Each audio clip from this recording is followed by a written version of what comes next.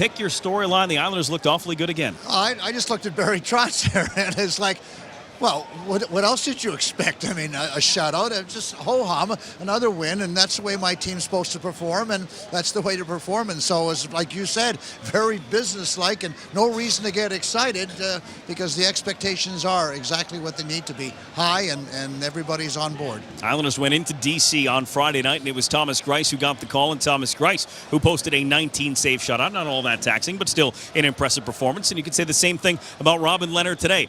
Big saves when they needed them, 19 in all, and a clean sheet. And that's exactly what you want to say about a goaltender, is that give me a save when I need it most, and that's what he did. Beautiful save there early on. That was Manson, and it could have changed the outcome of the game. But look at his position. I mean, he's so compact, and he just tracks the puck so well. And it's the same thing every game that you talk about this guy, is that he competes on a very, very high level. Nothing seems to rattle him. And there's the aggressive move as he slides out. He's such a big goaltender. Brendan, he didn't have a whole lot of work to do, but when he's needed, he's there, and that's what the Islanders are getting from both of their goaltenders, is just timely saves. Third shutout of the season, his 11th of his career, and you see what he's done this week. 3-0 with a .67 goals against, a .970 save percentage, and he didn't play all the games, and a shutout was thrown in there for Thomas Greiss on top of those numbers. What a remarkable week. We could be talking about Robin Lehner for a star of the week in terms of the NHL, something he's already done this season. Could be. Could be. It should be. Should Are you be. kidding me? 1, 2, or 3. We'll make some phone calls. He should be number one, no doubt in my mind. He's got more pull than I do.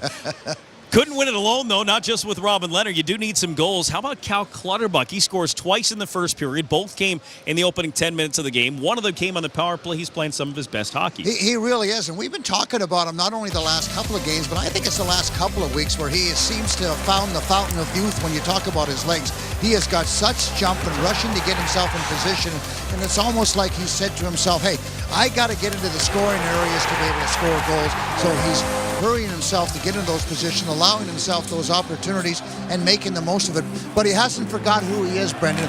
He's still a good hard forward checker. He's strong along the boards, and his line continues to put up numbers. So Cal Clutterbuck and crew, that's Zizekas and Martin, they have been nothing less than awesome. And, oh, yeah, all smiles now when you're scoring goals, and, well, he shouldn't be. And here's my favorite note from this game. Look at the bottom. Cal Clutterbuck has scored more goals than the Islanders' opponents over the last 5 games. He's got 4 goals in the last 5. Islanders have held the opposition to 3 total goals over their last 5 games. A pretty impressive run for Cal Clutterbuck and a pretty impressive run for the Islanders' defense and goaltending.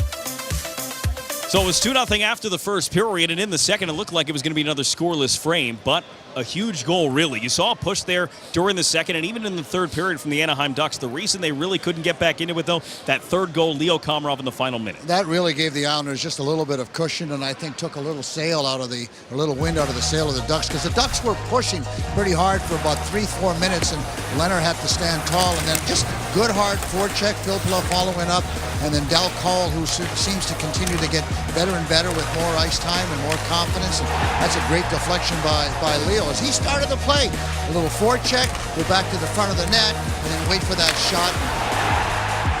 Deflects it down, and that's just a huge goal, and it gave the Islanders a 3-goal cushion, and really a big goal for Leo. You want to see everybody score when they work as hard as these guys have been doing, so a bonus for Leo and a bonus for the team. It was his 6th goal of the season and his first since New Year's Eve, so Komarov getting on the score sheet. All positive things for the New York Islanders. Everything's been positive lately for the Islanders, and they've got one more task at hand. One more game. It's against the Blackhawks. It's on the road to the United Center, a tough building to play in, but an opportunity to pick up some more points while everybody else sits back. Well, and you know what the talk's going to be in the dressing room. It's going to be, guys, we're getting time off. We have no reason to save it. Let's focus. Let's play hard. We're going to get some much-needed rest physically and mentally, and let's finish off on a positive note, because it will leave a bit of a sour taste in their mouth, Brendan, if they can't find a way to win in Chicago, who is playing much better hockey. So will certainly not be any kind of a pushover. But the way they've been playing, if they can play the same way in Chicago, then more than likely they're going to find a way to win a hockey game.